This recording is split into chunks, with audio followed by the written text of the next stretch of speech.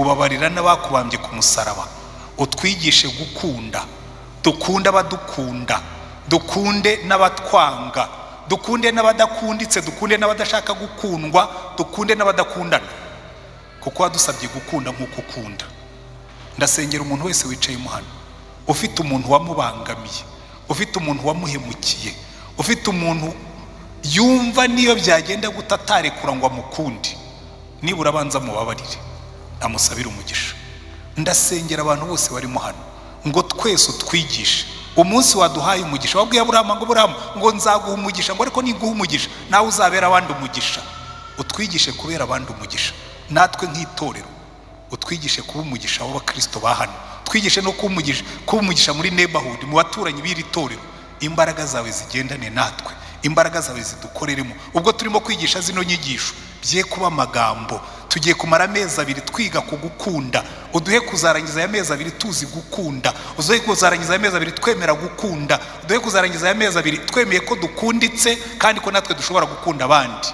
Imbaraga zawe zikorere muri twe, imbaraga zawe zikorere mu itorero, icyubahiro cyawe kigaragare, ubwoko bwawe tuguhamye, kuko aratubwiye ngo nimukundana abandi bakababona mukundana ngo nibwo bazamenya ko muri abigishwa banjye. Reka abagabo n'abagore bakundane mu ngo zabo, zibe ingo zikurura abandi. Reka ababyeyi n'abana bakundane, bituma abantu bamenye ko dutandukanye n'abandi. Reka dukundane n'abo dukorana kugira ngo abantu bamenye ko dutandukanye. Reka dukundane mu itorero nk'abashumba kugira ngo abantu bamenye yuko natwe turi abashumba b'ubwoko bukundana. Reka izo mbaraga zize Mana muri ino myaka turimo, muri ino minsi twiga izi nyigisho. Kora ibitangaza hagati muri twebwe, izina ryawe rishyirwe hejuru, ubwoko bwawe buhabwe umugisha mu izina ryawe Mwami wacu Yesu Kristo.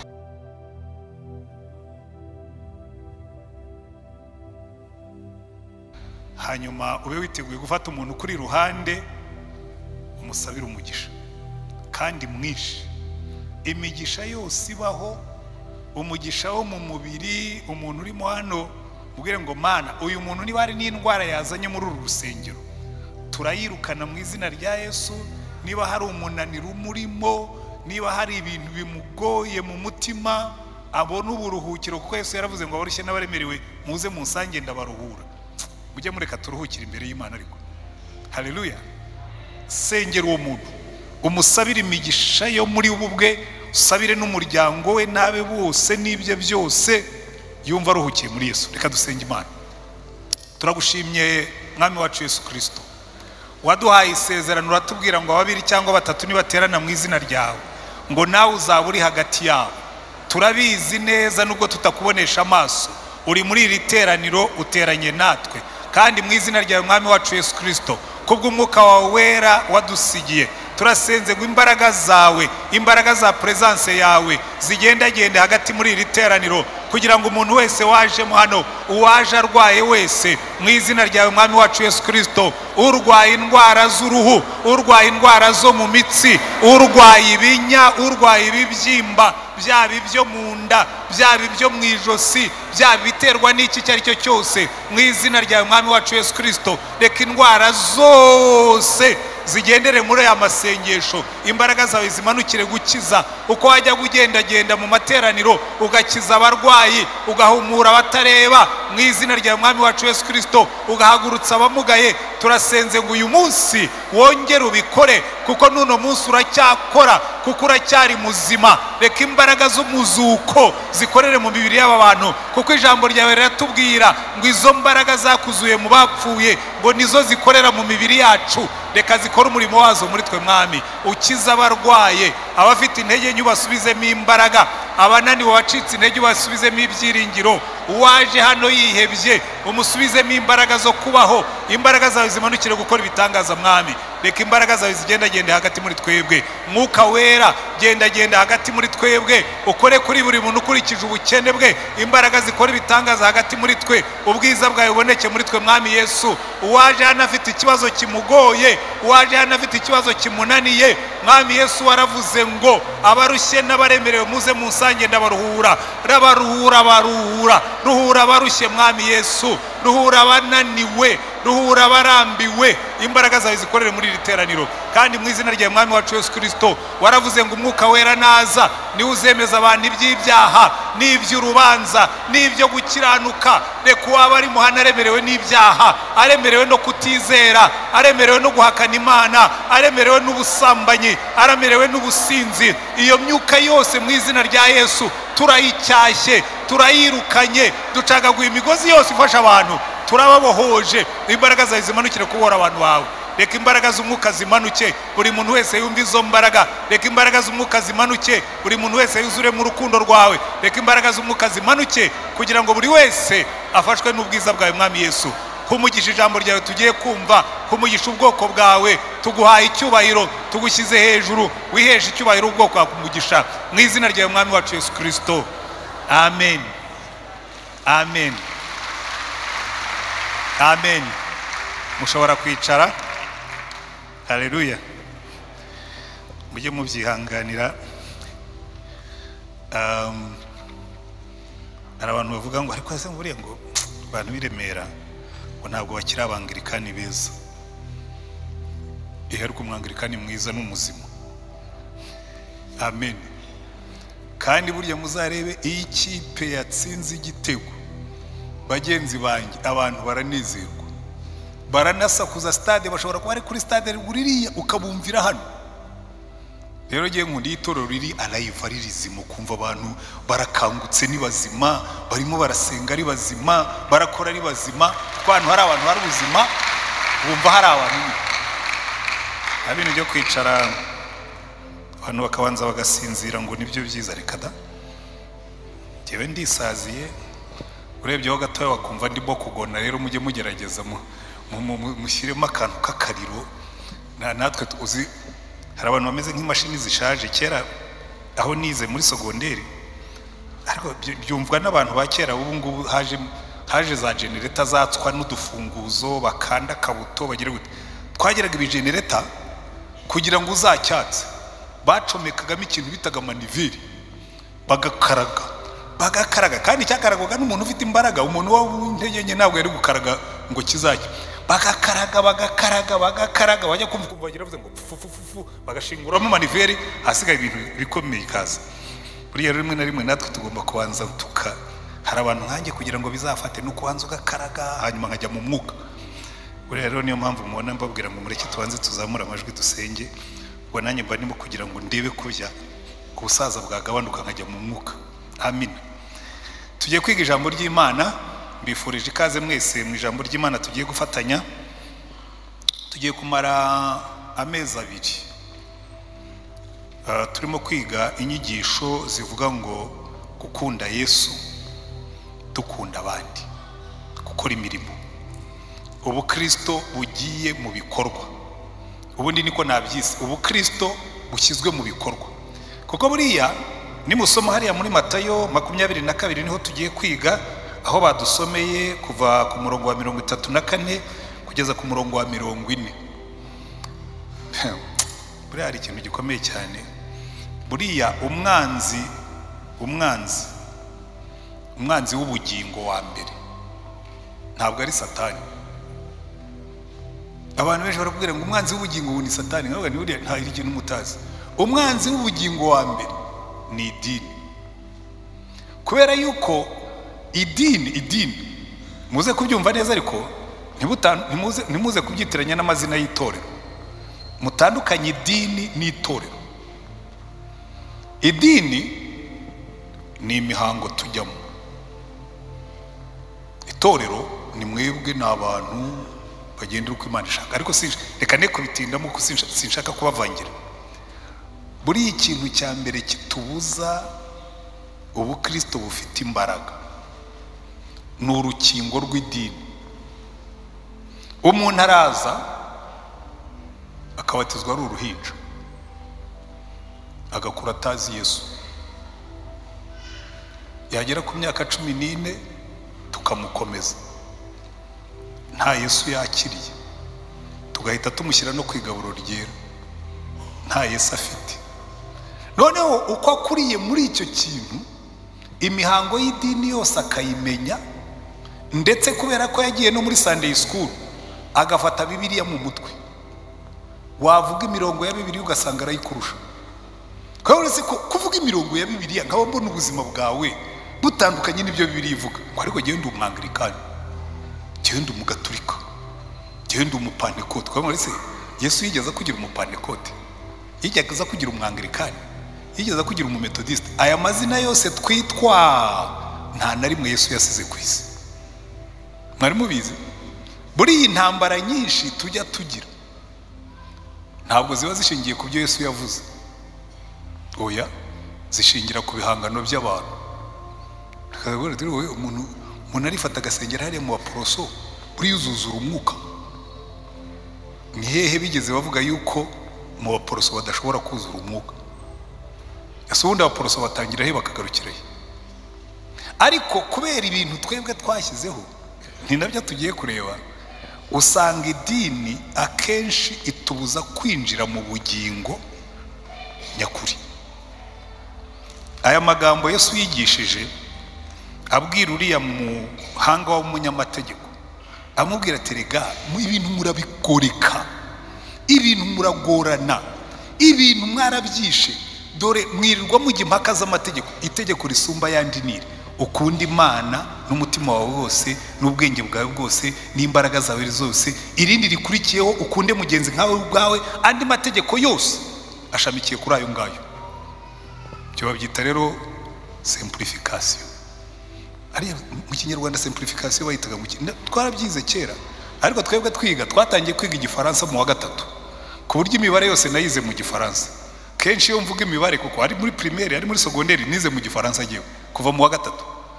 Hari igihe baguhaga umubare bakavuga ngo 25% ngo kora simplification, ukabanza ugakuramo 5 ukabona 5 kuri 20, ukavuga ati ntabwo wabirangije, ongera ukore simplification ugasigarana 1 kuri 4, ubwo ukaba wabihejeje. Na Yesu rero yarazi gukora ibyo bintu, bakamuha ibintu byinshi bivangavanze, akavuga ati ariko ibi bintu mubona bivangavanze ngiye kubakorera simplification.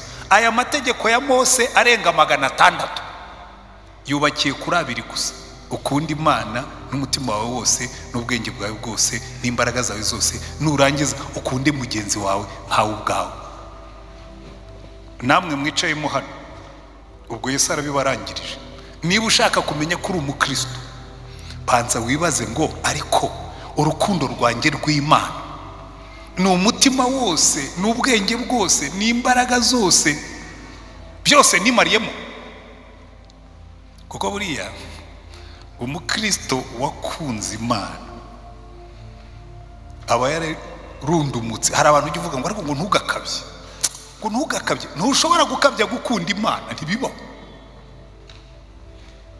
Nta muntu ushobora gukabya gukunda Imana. Ahubwo reka mbere iki cy'abantu bajya bakora, hari igihe umuntu akabya kuba mu idini bakabyitiranya no gukunda Imana.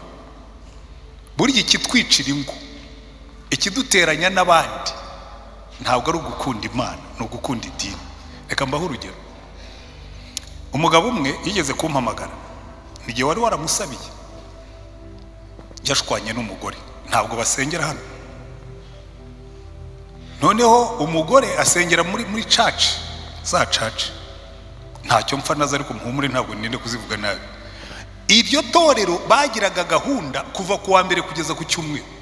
Ku wa mbere umugore ari muri korali, ku wa kabiri ari mu masengesho, ku wa gatatu ari mu biki, ku wa kane ari muri revival, bikageza umugabo arambwira ati rero ndagira ngo dufashe, uyu mugore wanjye aba mu rusengero kandi urabiza akazi nkora simba mu rugo, abana bacu babaye derese ntibagira ubitaho, wamumfashirije kuri umupastori akumva ko umuntu ashobora gusenga Imana ariko akabishyira ku murongo mwiza, n'abana bakabona nyina, bakabona umubyeyi ko jyewe ntahaba kubera akazi, kandi akazi nkora niko gatunze urugo sinakareka.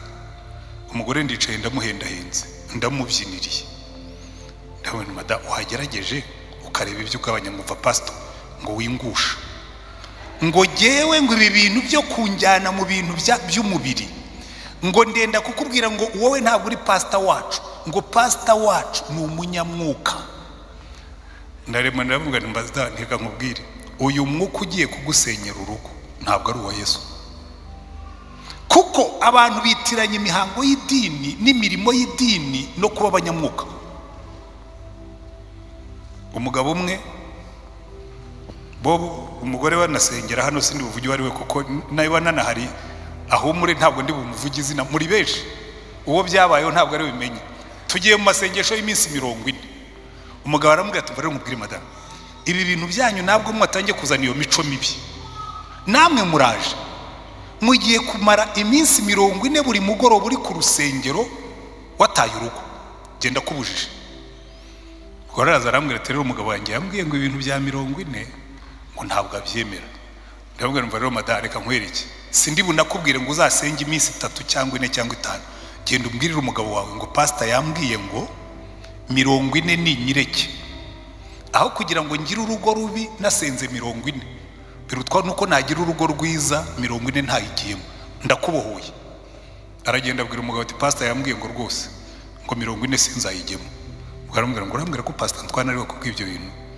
Ati rwose nushaka umuhamagare. Arambwira ngo none umuhaye uruhusa. Muhaye uruhusa niba pastori ashobora kukumvisha yuko kugira urugo rwiza biruta kujya gusenga. Muhaye uruhusa uzagende, kuko ubwo nabyumvise bizangirira umumaro. Icyo nenda kubabwira, iyo yari 40 ya mbere twasenze hano muri 2012, kuko nageze hano 2011 mu kwezi kwa 4. Ndenda kubabwiza ukuri namwe mwicayemo hano, niba uha umwanya wa mbere imirimo y'idini, urugo rwawe rukaba rubi kuko yakwagiye mu idini, guaranteed uri umunyedini nturi umukristo. Kuko hari ibintu twagiyemo ugasanga umuntu arakubwira ngo ugiye ngo nkunda Imana igutandukanya n'umugabo. Erega hari ibintu by'ubuyobe byinshi bisigaye biriho muri no minsi. Umuntu akaza ngo umuhanuzi yambwiye ngo umugabo mbana nawe siwe mugabo wanjye, uri umugore wandeze. Umuhanuzi yakubwiye ngo umugabo mubana mwabyaranye siwe mugabo wawe. Erega umugore agata umugabo akajya inyuma y'ingegera, mwumbabarire ntabwo ndimo gutukana. Umuntu araje akwemeje yuko wararongowe, utubwira ko wasenze urasezerana, utubwira ko wasenze ubyaye kabiri. Imana ntigeze nta namahane mwigeze mugira. Umuntu akaza ati nakurebye mbona umugabo mubana atari umugabo wawe, uri umugabo wande, agufitiye undi uzavaye. Umugore aherutse kumpamagara, unfortunately sinari ndi mu Rwanda, ariko iri muri izi zone za hano MTN rita. Arambwira ati nakwamiye mu Rwanda uhakora ikizi. Ati umuhanuzi yarampamagaye ambwira yuko umugabo wanjye ari hano wo tuba. Mana y'isi n'ijuru.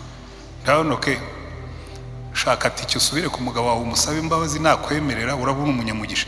Wowe utumugabo ngo ugiye gukurikira umuntu winzerereza utanazi ngo numuhanuzi, ahanura iki? Ibi rero nibyo mbabwira, hari igihe usanga ibintu abantu bagiyemo ntushobora kwiyimagina ingo zirimo gusenyuka kubera kubura ubwenge.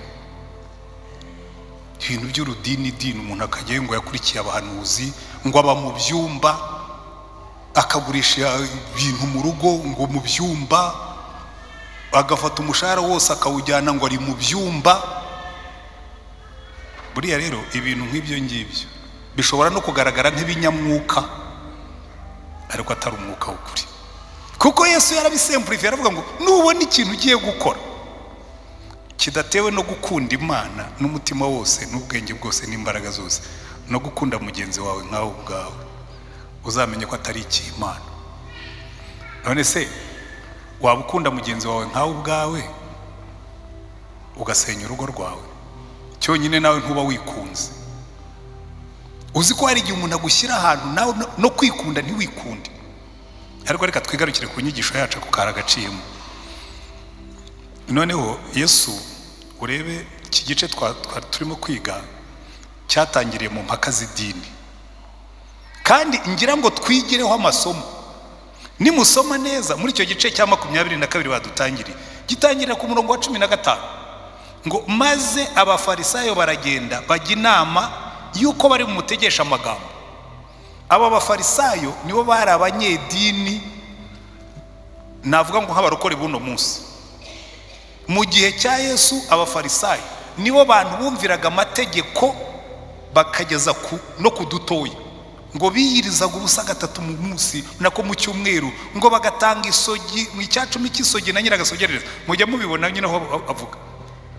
Barangije tekereza abo bantu ngo basenga cyane, ngo basome ijambo ry'Imana cyane, ngo barizi cyane, baricaye barimo barajya umugambi wo kugambanira umuntu, ngo bajya umugambi, bajya inama yuko bari bumutegesha amagambo, ngo baragenda noneho kugira ngo bamutege bamutumaho abigishwa babo hamwe n'abaherodi. Abaherodi bari mu ishyaka rya politike ariko naryo riba mu rusengero. Bamuteza umutego, ariko kugira ngo umutego ufate neza batwaye abazatanga raporo mu buyobozi, batwaye abaherode, batwaye n'abanyedini, abigishwa b'abafarisayo. Mugende mudutegera uriya mugabo, kandi mu mutegeko uburyo nadafatirwa iburyo arafatirwa ibumoso. Batwara igikoroto, baragiye baramubwira ati mwigisha mwiza, umva rero umva uburyo harya bw'abanyedini. Baragiye umva ukuntu batangira bamushyeshya, ngo baragenda. Umurongo wa 16, mwigisha tuzi yuko uri inyangamugayo kandi wigisha inzira y'Imana by'ukuri, nturobanura abantu ku butoni kuko utita ku cyubahiro cy'umuntu wese.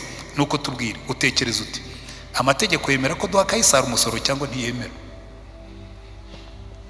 Urumva bamuteza umutego w'ingutu. Navuga ko amategeko yemera ko baha umusoro Kaisari, abaturage baravuga ati nguyu ashyigiye ubukoroni n'igitugu cy'abaroma, abaturage baramwiterera amabuye. Navuga yuko tutagomba gutanga umusoro, twitwaje abaherode, baramukanya gato ntari bwikuremo. Yesu arabareba, arabitegereza, arabwira ati ariko ngo umurongo wa 18, ngo Yesu amenye uburiganya bwabo, arababaza ati ariko mungeragereza iki mwandyaryamu? Nimunyereke ifeza y'umusoro, nimunyereke igikoroto mukoresha mutanga umusoro. Kandi ibikoroto by'abaroma habwa hari ishusho ya Kaisari. Noneho arababwira ngo muzanire idenariyo. Arababaza ati iyi shusho n'iri zina ni ibyande? Baramusubiza bati ni ibya Kaisari. Maze arababwira ati nuko rero ibya Kaisari mubihe Kaisari, iby'Imana mubihe Imana. Umugabo aduciye mu myanya y'intoki kabisa, araducitse. Aravuga tumva iki gikoroto niba ari cya Kaisari mugisubize Kaisari. Mu yandi magambo biravuga ngo murambaza niba mugomba gusorera ubwami bw'abaroma umunsi mwemeraga gukoresha amafaranga yabo, ubwo mwemeye ko babategeka. Kaisari ni mumuhibye, n'Imana muyihibyaye. Baravuga ati ariko araducitse ariko ntazaducika iteka. Noneho ngo haza abandi bitwaga abasadukayo. Abasadukayo rero bari nk'aba Kristo nyine b'abanyedini, ko bita ngo n'abaliberali, ngo ntibemeraga iby'umuzuko. Baravuga ati ariko niba yatsinze abafarisayo araducika se twebwe? Ngo baraza baramubwira ati rero tuzi ko wigisha neza, tubwire biriya bintu uvuga ngo by'umuzuko, ku iwacu habaye abavandimwe 7 bakarongora umugore umwe bakurikije amategeko ya Mose. Ngo uwa mbere yararongoye arapfa, uwa kabiri aramuhungura nawe arapfa, uyu mugore yateraga umwaka.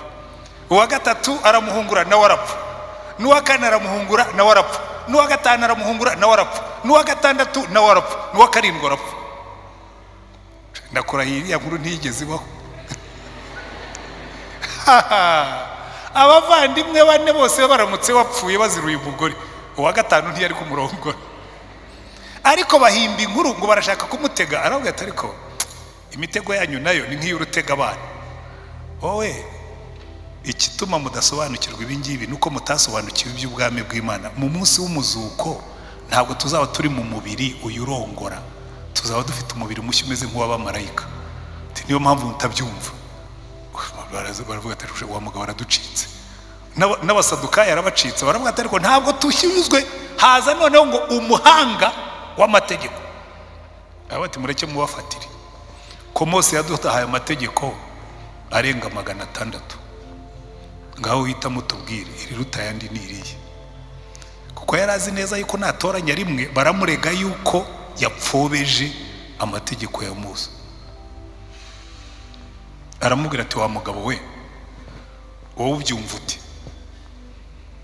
Dore itegeko risumba yandi, ukunda Imana n'umutima wose n'ubwenge bwose n'imbaraga zose, ukunde na mugenzi wawe nkawe ubwawe, andi yose uyashamikireho.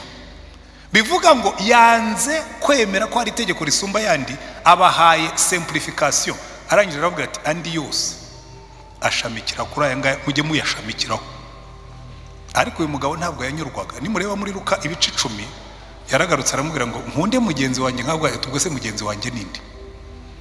Noneho Yesu amukura mu idini amushyira mu buzima. Aramubwira ati umuntu yamanutse i Yerusalemu agiye Yeriko. Ubundi mu Bayuda kumva umuntu amanuka i Yerusalemu agiye Yeriko ubwabyo byari icyaha, kuko Yeriko uriya mudugudu Yosuwa yari yarawuvumye. Ni nko kubwira ngo umuntu yamanutse ava mu mudugudu w'umugisha amanuka agiye mu mudugudu w'irimbukiro. Umuntu yamanutse i Yerusalemu agiye Yeriko. Bashatse rero kumubwira ati ubundi nibyo byari bimukwiriye, yaragiye hehe? Ngo ageze mu nzira ahugwa mu gico cy'abajura. Luka we niwe uduha inkuru yose irambuye. Ngo nuko ngo baramukubita baramukomeretsa bamusigaho avirirana yambaye ubusa. Noneho idini iraza, idini iramanuka, iza yambaye ikanzu nziza nk'iyanjye n'ibirango by'umutuku ari kanoni. Idini iramanutse, umutambyi mukuru araza ngo amugeze iruhande aramureba ati ariko ibingibi mu byo nshinzwe ntibirimo, ngo yinyureho aragenda. Noneho ngo nyuma ye haza Natukunda. Ureba ntabwo arambara ikanzu ya gipastori, urabona aracyambaye ka kandi nyine kameze nk'akabana, kariya gakanzu nyine warenze hejuru. Ngo nawe araza arabireba aravuga ati ariko jyewe ndi umukozi w'Imana, uyu nguyu wakomeretse ashobora no kunyanduriza ikanzu, ngo yiciraho arakomeza. Noneho rero ngo haza umuntu wigendera w'umusirimu mu bosi nka Rukwatage. Ngo aramureba. Urabizi nyine buriya abantu baba bosi rimwe na rimwe abanyamadini buriya tugira n'amakosa kuri ibyo bintu. Hari igihe bareba umuntu wifitiye amafaranga ngo bariya abantu ntibazajya mu ijuru. Ninde wakubwiye ko bafite amafaranga batazajya mu ijuru? Jambiye we ntuhangayike, ndabizi ntabwo ufite menshi. Iyo nshaka nari gushakira hirya hanga, ariko ntabwo ngiye singiye kubavangira. Ntabwo abantu baraza ngo bareba abantu ngo bafite amafaranga ngo batahire ngo bareba kire ntibazajya mu ijuru. Noneho baba bagiye kubaka urusengero ugasanga nibo bahamagaye, tukabajyana Nobleza, abandi tukabajyana Hilltop, babandi uvuga ko batazajya mu ijuru akaba ari bo guha amafaranga menshi. We ninde wakubwiye ko umuntu ufite amafaranga menshi atazajya mu ijuru? Ntabwo Yesu yigeze yigisha ibyo bintu. Yavuze ko ushyira ibyiringiro bye mu mafaranga. Ntabwo yavuze ngo ufite amafaranga menshi jya uzansengera Imana impe miliyari urebe ngo ndakora ibitangaza. Nigeze kubirana ngo ariko pastor ngo Imana iguhaye miliyari ngo ikakugusha. Ingusha miliyari ingusha? Ahubwo wayimpa ngo nkorera Imana murebe uko umuntu abigenze yabonye amafaranga menshi. Kuko iyo ukunda Imana n'umutima wose n'ubwenge bwose n'imbaraga zose, ikintu cya mbere kikuzamo, iyo amafaranga abaye menshi wongera ibyacu. Simple. Iyo amafaranga abaye menshi, jewe nanabigize kuva nkiri muto hari ikintu Imana yanyigishije. Imana yabwiye Aburahamu ngo nzaguha umugisha, nawe nurangiza uzaba umugisha. Jewe rero iyo Imana impaye umugisha, somebody somewhere hari umuntu ugomba kumenya ko Antoine yabonye umugisha. Ariko ntimuzanzeho mwese mwaba mubaye benshi. Wawo umugisha afite mu kiruhuko cy'izabukuru ntabwo wabahaza mwese. Hari igihe wigisha gutya abantu bakagira ngo umugisha waraje. Mu usengero uzaze nuza muzabimenya. Ninjya muri Tengamara, ryo ni Tengamara niko hitari.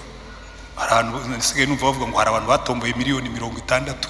Umunsi muzumva bampaye miliyoni 60, uzanyandikira uti pastor nabimenye rwose muri Tenga hari ikintu bagutumye, nzahita nkwaho cya 10 kizaba icyo Uwiteka, hanyuma nawe nkurebereho.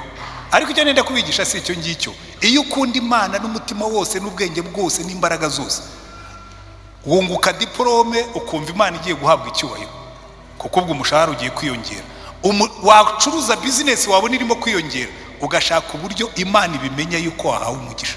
Kandi n'undi muntu hirya, kuko dukunda Imana n'umutima wose n'ubwenge bwose na mugenzi wawe nkawe ubwawe. Amina. Hari ibintu Imana ikwigisha ukagenda ubyiga koko. Kuko uriya Musamariya Yesu yamutanzeho urugero kugira ngo atwereke ko idini ntabwo ari rwo rukundo nyakuri, kuko idini yambaye ikanzu ngufi ikurikiraho yaciye ku muntu wakomeretse irakomeza irigendera. By the way, iyi dini ni nayo twagize. Njyewe mfitanye ikibazo n'idini nubwo ndi umupasitori. Reka mbere icyo uko bikora. Mwansobanurira mute ko muri 94 kw'ijana by'abanyarwanda twari abakristo, hanyuma miliyoni y'abantu yicirwa mu nsengero no mu biriziya no hanze, yicwa n'abantu babatijwe bakomejwe, miliyoni y'abantu irapfa mu minsi 100 gusa. Iriya dini nta bukristo bwari burimo, ndaza kubibereka. Ariko iyi dini twabonye itega Yesu imitego. Umuntu yarambwiye ati ariko pastor wowe ugira ivuzi kandi atujya witonda n'ubuganira n'abantu, ati n'inshuti zawe nazo ati ntuzazishira amakenga nikagira inkuru. Ati abantu basigaye bagendana recorder ntuzandikodinga azabata umwanya, jewe mvuga ibyo nzasubiramo. Cyara twiga muri universite, buriya twebwe twigiye muri kadeti ikomeye, twari dufite icyo bitaga ngo niho nziye mu komandomo. Twabaga twicariye ku musota, abantu bagatangira bakanegura bagakritika, tukaza kurenga territory tugatangira gukritika ibidakritikwa. Kumva umuntu aravuze ngo ariko onziye mu komandoma, ngo itegeko rya 11, itegeko rya 11 ryaravugaga ngo ujye uvuga ibyo uzasubiramo, ko joraga kwisanga umunsi ukurikiyeho baguhamagaye ugiye gusobanura ibyo wahoze uvuga. Ariko icyo nenda kubabwira, iyo umuntu ambwiye ngo n'inshuti zawe ntukazizere, ngo basigaye bagendana recorder, sawa cyo uzandikodinga, ariko ubuzaba bibaye nk'abari bategaga Yesu imitego. Nje nishisha abantu nabaye umunyakuriza, nibyo bategeshaga Yesu bakamubwira ngo tuzi yuko wowe ngo uvugisha ukuri, ngo uri inyangamugayo, binyangamugayo uvugisha ukuri. N'umuntu nakwaza atari ko ibintu warabivuze. Narabivuze. Wabivugiye iki? None ibyo navugaga ntibigaragara. Jya uvuga ibiriho, jya uvuga ibifatika, jya uvuga iby'ukuri, jya uvuga ibyubaka, jya uvuga nk'umukristo. Nta bindi bisigaye namanjwe. Ariko icyo nenda kubigisha hano, iyo dini itegana imitego, iyo dini igambana, iyo dini yica, ntabwo muyibona se? Ntayo mubona mwebwe? Ariko birenze naho, iyo dini isiga umuntu arimo kuvirirana. Kuko reka mbereke, hari igihe batanga statistique zo mu Rwanda, bakavuga ngo mu Rwanda ngo hari abana ngo 30% ngo bafite kugwingira, stunting, kandi 94% by'abanyarwanda basenga. Bivuga ngo ababyeyi bizi ngwingire basengera mu nsengero zacu. Twasize ingwingire ku muhanda tujya kugura amamodoka, sibyo? Twasize ingwingire ku muhanda turikomereza. Kuki se tutagaburira izo ngwingire ntizigwingire kandi dusenganye? Gukunda abandi. Cyo hari ibintu dukeneye guhindura mu itorero. Mumbabarire kujya mbivuga, iyo umuntu ashaje abona byinshi atabonaga akiri muto. Twasize inkomere ku muhanda tujya kwambara amakanzu. Dusengesha ababyeyi batanga ibya 10 n'amaturo, twubaka insengero nziza, tugura amamodoka meza. Dusengesha abantu bafite abana bagwingiye, dusengesha abakristo batagira mitiweli, dusengesha abakristo batagira na toilette mu rugo, dusengesha.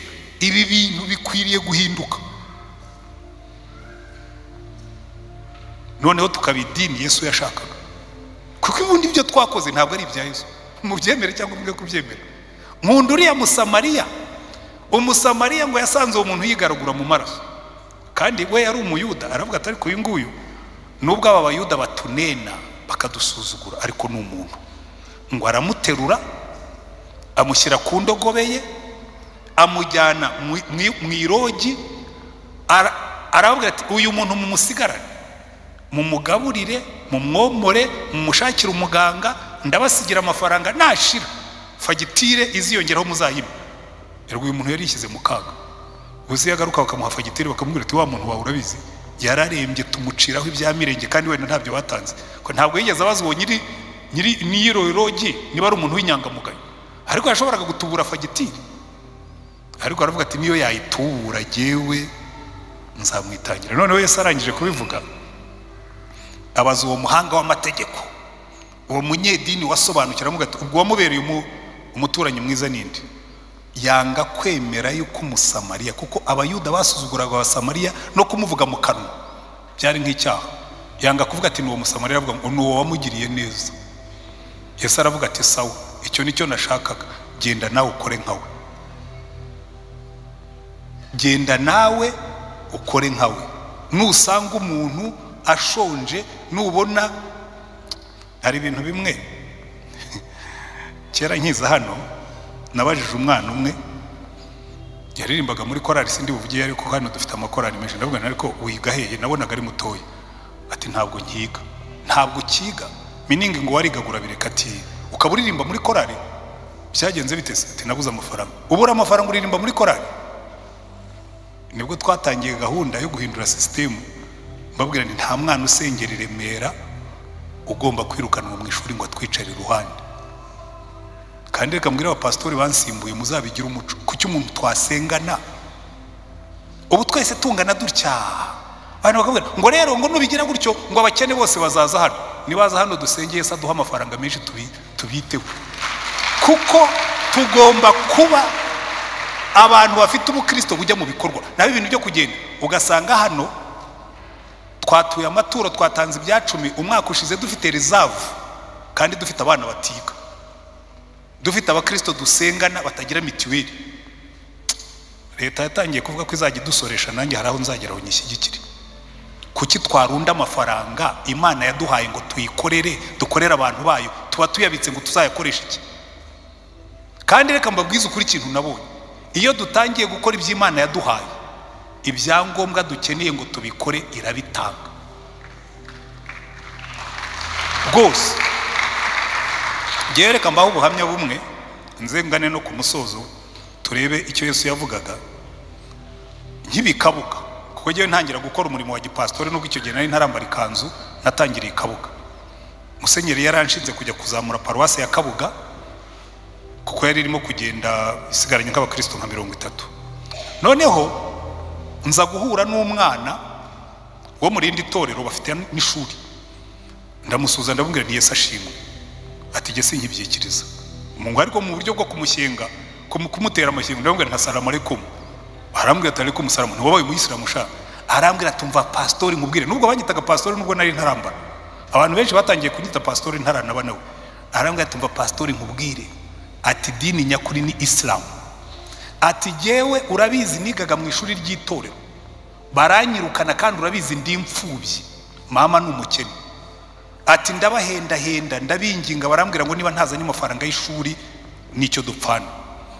Ati mpura n'umwana arambwira ngo kuri ekole islamique barimo kwandika abana b'imfubyi ngo barihire. Ati nagiyeyo baranyandika. Ati bamaze kunyandika umunsi ukurikiyeho, ati mamu yazanye Bibiliya ntabwo yazanye Korowani. Atasoma muri Yakobo aravuga ngo idini nyakuri niyita ku mfubyi n'abapfakazi mu mibabaro yabo.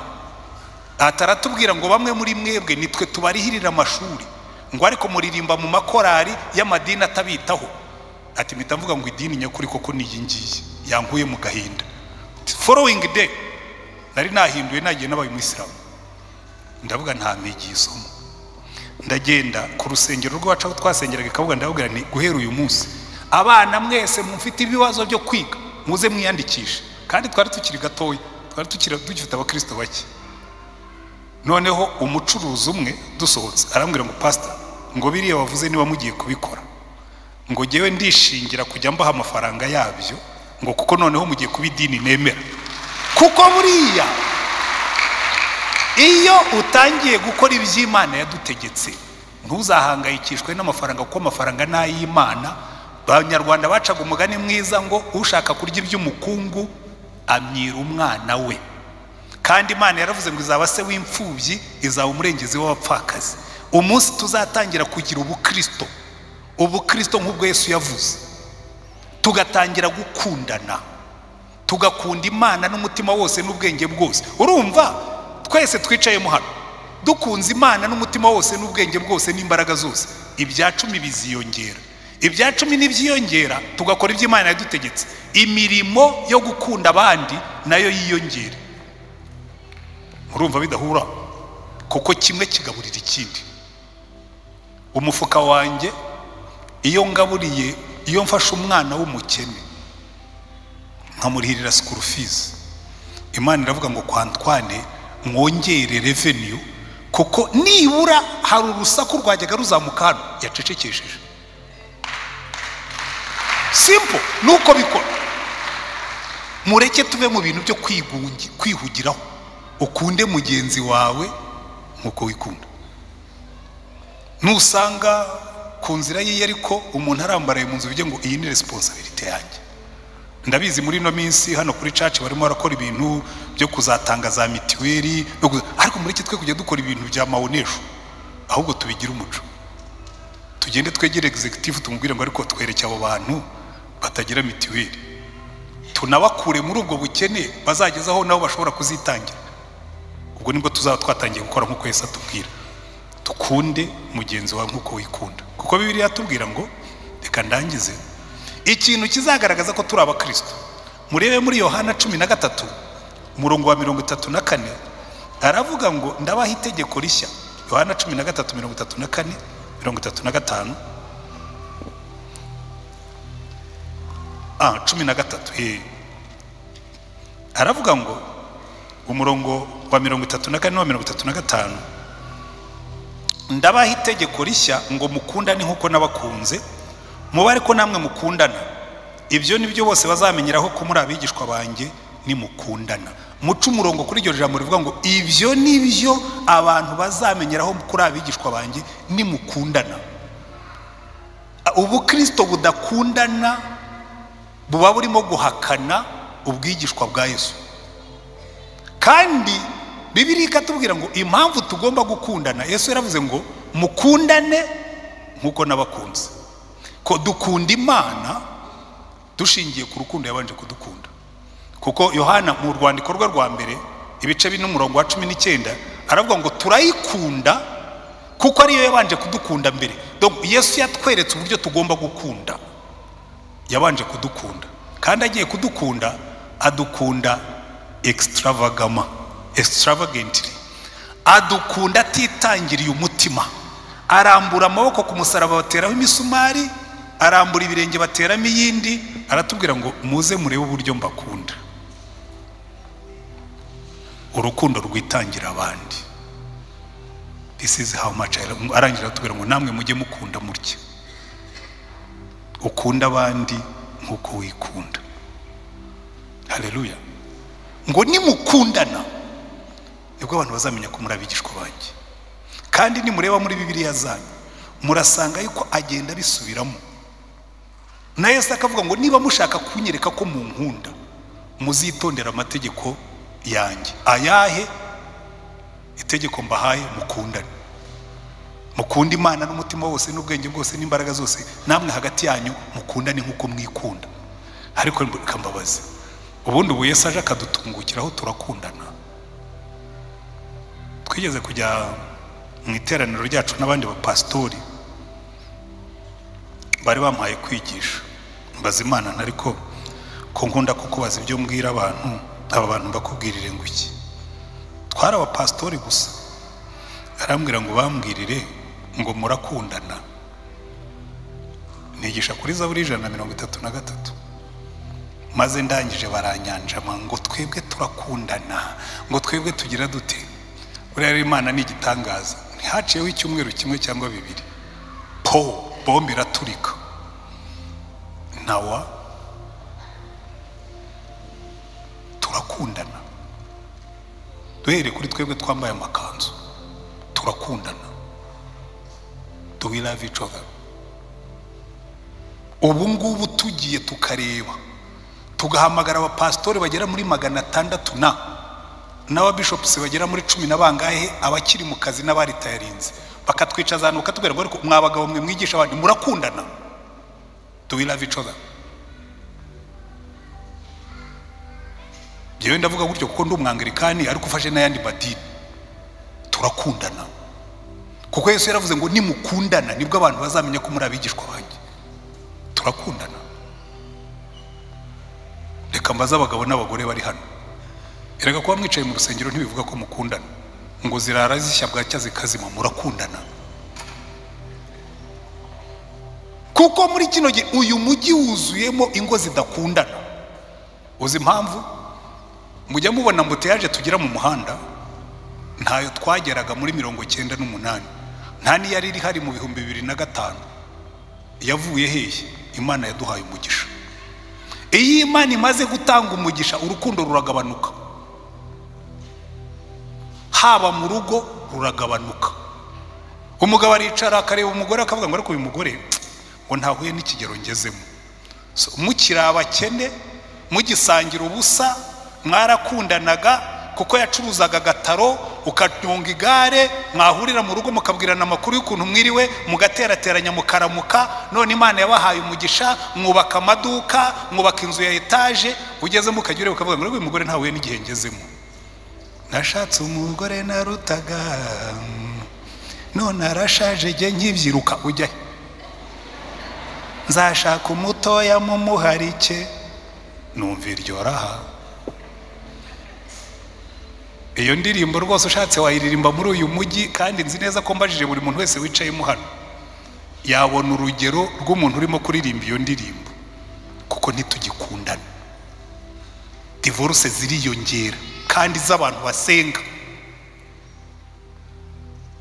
Haro, ntimundakarire ngo kuri ntikwica umutumirano. Abantu baramburana, abantu baragambanirana mu kazi, abantu iyo ubukire butangiye kwiyongera urukundo ruragabanuka. Abandi tugatura mu bipangu, tugakubitaho gate, tugashyiraho sone ifitemo n'akamikorofone, waza ugasona, ninde? Ni Kayitankore. Ko tutakuzi? Batubwiye ko batakuzi. Ubwo genda, ko nashakaga se patro w'uru rugo ntabona, ntakuzi. Twafunze ibipangu, dushyiraho KK interseke n'ibindi, dushyiraho n'amacupa, dushyiraho n'imikwege irimo amashanyarazi, mimbere dushyiramo n'imbwa, dushyiramo na kamera kugira ngo hatagira utwegera mu migisha Imana yaduhaye. Sohoka mu migisha abantu bamenye ko Imana yaguhaye umugisha. Nigeze kubwira umuntu umwe mu inshuti yanjye, ndababwira muzi ko muri uyu mujyi hari abagore bagaburira abana bakajya ibihe kurya. Aturashaka kuvuga iki? Nabariye kuwa mbere, bariyiriza kuwa kabiri hakarya batarariye kuwa mbere, ntibagahora bariterana gutya. Arambwira ngo reka mu bintu nk'ibyo ntibibone, kandi ndi pastor ibyo ndimo kukubwira ari ibyo nahagazeho. Hageze barambwira atari kuzi ikintu ni ati bene abo sinjya mpura nabo nyine. Umwatura suri sarute danho, undi akanyura suri sarute damba, ntibagira aho bahurira. Ninde uzabahuza hano muri church? Ko bose duhura nabo. Nabo tudahura nabo tugomba gusohoka tukajya kumenya aho bari, kuko niko Yesu yadutumye. Nimukundana nibwo abantu bazamenye ko muri abigishwa banjye. Reka ndangirize kuri aya magambo, urwandiko rwa mbere rwa Yohana ibice 3, umurongo wa 10 n'uwa 11. Haravuga ngo rero buriya itandukaniro ry'abana b'Imana n'abana ba Satani. Urwandiko rwa mbere rwa Yohana ibice 3 umurongo w'10 haravuga ngo iki nicyo kimenyekanisha abana b'Imana n'abana ba Satani: umuntu wese udakiranuka cyangwa udakunda mwene se si uw'Imana. Umuntu wese udakiranuka cyangwa udakunda mwene se si uw'Imana. Muri icyo gice umurongo wa 14 n'uwa 15 akavuga ngo twebwe tuzi yuko twavuye mu rupfu tukagera mu bugingo kuko dukunda bene data. Udakunda aguma mu rupfu. Umuntu wese wanga mwene se ni umwicanyi, kandi muzi ko nta mwicanyi ufite ubugingo buhoraho muri we. Udakunda mwene se, Yohana warabyagura, uwo ni umwicanyi, kandi nta mwicanyi ufite ubugingo buhoraho. Niba ufite umuntu wanga, ashobora kuba yaraguhemukiye, ushobora kuba ufite impamvu yo kumwanga, ariko Imana yarakubwira ngo n'abanzi bawe ujye ubasabira umugisha, ntukabange. Twe ntitwangana, turi ubwoko butavumana, turi ubwoko bukunda, ugakunda abagukunda, ugakunda abakunditse, ugakunda n'abadakunditse, ugakunda n'abadakunda, ugakunda n'abadashaka gukundwa, ugakunda gusa kuko Imana yacu ni urukundo. Haleluya. Reka nsoreze kuri aya magambo dusenge. Yohana, urwandiko rwa Yohana ibice 4:8 haravuga ngo udakunda ntazi Imana kuko Imana ari urukundo. Iki nicyo cyerekanye urukundo rw'Imana muri twe, nuko Imana yatumye umwana wayo w'ikinege mu isi kugira ngo tubone uko tubeshwaho nawe. Muri iki nimo urukundo ruri, si uko twebwe twakunze Imana, ahubwo nuko Imana ariyo yadukunze igatuma umwana wayo kuba impongano y'ibyaha byacu. Amen. Hanyuma umurongo w'icyo gice wa 20 ukavuga ngo umuntu navuga ati nkunda Imana akanga mwene se aba ari umunyabinyoma, kuko udakunda mwene se yabonye ntabasha gukunda Imana atabonye. Ibi nibyo tugiye kumara iminsi twiga, gushyira urukundo rwacu, gushyira ubukristo bwacu mu bikorwa, ubukristo bukundana. Ariko reka mpere kuri twe twicaye hano, ariko wakwihereyeho ko Yesu yavuze ngo dukunda abandi nkuko twikunda, ubundi wowe urikunda. Erega abantu benshi hari nubwo tubasaba ibyo badafite, nawe ubwe ntiyikunda, ukamubwira ngo kunda abandi. Ndabakunda ni nanjye ubwanjye ntikunda. Banza wikunde, wiyakire uko ureshya mu ngano yawe, wiyakire n'amaguru yawe mato cyangwa manini, wiyakire n'imisaya yawe mitoya cyangwa ibyibushye, abantu wiyakire n'izuru ryawe ritoya cyangwa rinini, kuko buri muntu wese agira ikintu yiyangaho. Jewe nageze aho ndikunda no mu mvi no mu inkanyari, kuko hari abasaza mbona barimo kurwana n'imvi, kagera gutya agatera kanta kongera kagera we nk'abantu bose uzahora utera kanta ugeze ryari, kuko muze wakwemeye ko kwimvi zizana n'ubusaza, weze n'iminkanyari nayo tuzayikwega. Ariko nabonye nayo basigaye bayikwega we, hari amavuta umuntu yisiga ngo n'iminkanyari bakayikwega nyine. Abo se bagenzi bagereka mbabazi, ku myaka yanjye 67 ndagaragara nk'umusore ngo ngire gute, ngiye kurambagiza, ngiye kwiyamamaza, ngiye kurushanwa. Mwaretse tukisazira neza. Icyo ndimo gushaka kubigisha ni ukwiyakira. Ntuziyange ngo nuko washaje, kuko wadusabye gukunda. Ntuzaniyange ngo nuko uri mugufi. Ndasengera umuntu wese. Ntuzaniyange ngo nuko ufite imisaya minini, ne kuvuga amabinga. Ufite umuntu amabiga se ko navutse nkasanga nyafite niyahure, urabanza mubabarire ko nta nicyo mfite nayagegenesha, reka nigendere n'amabinga yanjye. Iyakire wikunda ukuri, niko Imana yakuremye kandi yagukunze. Nureba mu ndorerwamo ukabona umutwe wawe uvuga ngo uyu mutwe ni w'igiciro cyinshi, Imana yaguze amaraso y'umwana wawe, natwe nk'itorero. Hanyuma hasigaye wikunde, kwigisha no kumugisha buryo bw'ibyari byo byose. Niyo mwebwe mutankunda, njyewe hari uwaremye ijuru n'isi warankunda. Imbaraga zawe zidukoreremo. Numara turimo kwigisha zino nyigisho, tugiye kuba amagambo, tugiye kumara amezi 2 twiga kugukunda. Uduhe kuzarangiza aya mezi 2 tuzi gukunda, uduhe kuzarangiza aya mezi 2 twemera gukunda, uduhe kuzarangiza aya mezi 2 twemeye ko dukunditse kandi ko natwe dushobora gukunda abandi. Imbaraga zawe zikorere muri twe, imbaraga zawe zikorere mu itorero, icyubahiro cyawe. Ariko natwe ubwoko bwawe tuguhamye, kuko baratubwiye ngo nimukundana abandi bakababona mukundana, ngo nibwo bazamenya ko muri abigishwa banjye. Reka abagabo n'abagore bakundane mu ngo zabo, zibe ingo zikurura abandi. Reka ababyeyi n'abana bakundane, bituma abantu bamenye ko dutandukanye n'abandi. Reka dukundane n'abo dukorana kugira ngo abantu bamenye ko dutandukanye. Reka dukundane mu itorero nk'abashumba kugira ngo abantu bamenye yuko natwe turi abashumba b'ubwoko bukundana. Reka izo mbaraga zize Mana muri ino myaka turimo, muri ino minsi twiga izi nyigisho. Kora ibitangaza hagati muri twebwe, izina ryawe rishyirwe hejuru, ubwoko bwawe buhabwe umugisha, mu izina rya Mwami wacu Yesu Kristo. Amen.